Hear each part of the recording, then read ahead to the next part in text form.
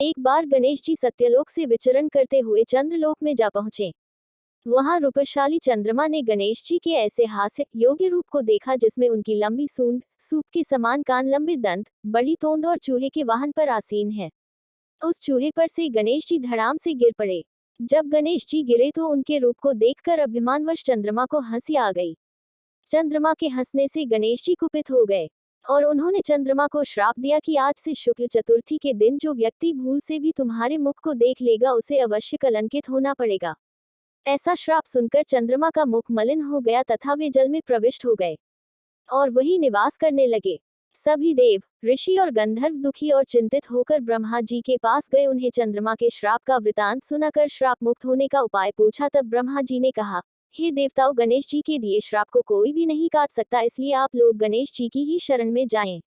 इस पर देवों ने पूछा कि गणेश को प्रसन्न करने उपाय बताएं। तब ब्रह्मा जी ने कृष्ण चतुर्थी की रात्रि में गणेश जी का पूजन करने की विधि बताई। देव गुरु बृहस्पति जी ने चंद्रमा के पास जाकर ब्रह्मा जी द्वारा बताई विधि का वर्णन किया। उस विधि के अनुसार कृष्ण चतुर्थी का व्रत व पूजन किया और स्तुति की, जिससे गणेश जी प्रसन्न हुए और चंद्रमा से वर मांगने को कहा। चंद्रमा ने कहा, मेरा दर्शन सभी पूर्ववत करने लगे, यही वर दीजिए। गणेश जी बोले, हे चंद्र, यह वर मैं तुम्हें नहीं दे सकता, कोई दूसरा वरदान दे सकता हूँ। ये सुनकर देवता चिंतित हुए और गणेश जी से प्रार्थना करने लगे कि हे देवाधिदेव, आप चंद्रमा को श्राप मुक्त कर दें, हम यही वर चाहते हैं। आप ब्रह्मा जी के बड़प्पन का विचार कर चंद्रमा को श्राप मुक्त कर दें। देवताओं की करुण प्रार्थना सुनकर गणेश जी ने कहा कि आप लोग मेरे भक्त हैं, इसलिए मैं आप लोगों को अभीष्ट वर प्रदान करता हूँ। गणेश जी ने कहा, जो लोग भादो शुक्ल चतुर्थी को चंद्रमा का दर्शन करेंगे उन्हें मिथ्या कलंक तो अवश्य ही लगेगा, लेकिन शुक्ल पक्ष की द्वितीया के दिन जो व्यक्ति हर महीने तुम्हारा दर्शन करते रहेंगे उन्हें भादो सुदी चौथ के दर्शन का दोष नहीं लगेगा।